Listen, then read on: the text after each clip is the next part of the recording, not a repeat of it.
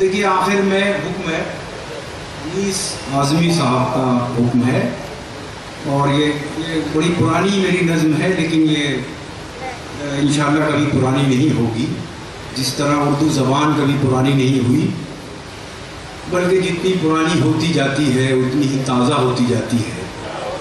ملاحظہ فرمائیں، نظم کا عنوان اردو ہے۔ اردو ہے میرا نام، میں خسرو کی پہیلی، اردو ہے میرا نام۔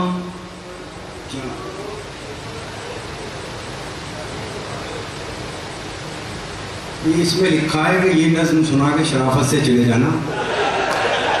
میں ان کا شکریہ ادا کرتا ہوں۔ اردو ہے میرا نام، میں خسرو کی پہیلی،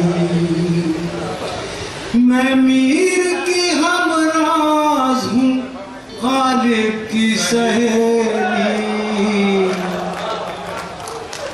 مدارس اسلامیہ سے تو بڑا گہرا رشتہ ہے اردو کا۔ آپ لوگ آئے ہیں سر آنکھوں بھر، لیکن اپنی موجودگی کا احساس ذرا کم دلایا ہے آپ نے، تو ذرا بتائیے کہ اردو کیا ہے۔ میں میر کی ہمراز ہوں، غالب کی سہیلی، اردو ہے میرا نام، میں خسرو کی پہیلی۔ دکن کے ولی نے مجھے گودی میں کھلایا، سودا کے قصیدوں نے میرا حسن بڑھایا، ہے میر کی عظمت کہ مجھے چلنا سکھایا، ہے میر کی عظمت کہ مجھے چلنا سکھایا۔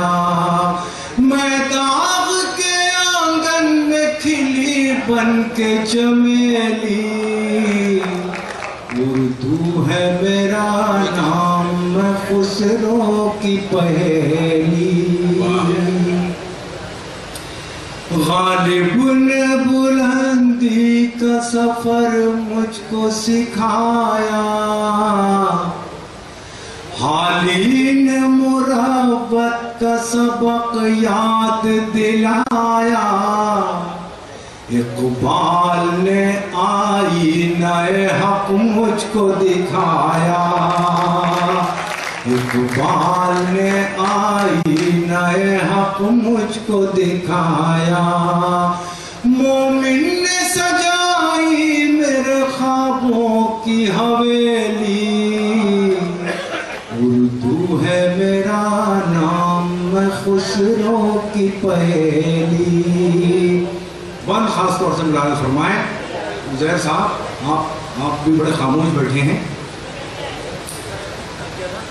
اردو ہے میرا نام، میں خسرو کی پہیلی، ہے ذوق کی عظمت کے دیے مجھ کو سہارے، چک بست کی الفت نے میرے خواب سنوارے، فانی نے سجائے میری پلکوں پہ ستارے، فانی نے سجائے میری پلکوں پہ ستارے، اکبر نے رچائی میری بے رنگ حویلی، اردو ہے میرا نام، میں خسرو کی پہیلی۔ آخری بند ہے، پیغام یہ ہے کہ اردو ہندوستان میں پیدا ہوئی، یہیں پلی بڑھی، لیکن نہ جانے کیوں اب یہ کہا جاتا ہے کہ یہ صرف مسلمانوں کی زبان ہے۔ تو یہ ایک احتجاج ہے، ایک پروٹیسٹ ہے میری اس نظم میں، ملاحظہ فرمائیں۔ کیوں مجھ کو بناتے ہو تعصب کا نشانہ، میں نے تو کبھی خود کو مسلمان نہیں مانا، کیوں مجھ کو بناتے ہو تعصب کا نشانہ، میں نے تو کبھی خود کو مسلمان نہیں مانا، دیکھا تھا کبھی میں نے بھی خوشیوں کا زمانہ، دیکھا تھا کبھی میں نے بھی خوشیوں کا زمانہ، اپنے ہی وطن میں ہوں مگر آج اکیلی، اردو ہے میرا نام میں خسرو کی پہیلی، غالب کی سہیلی۔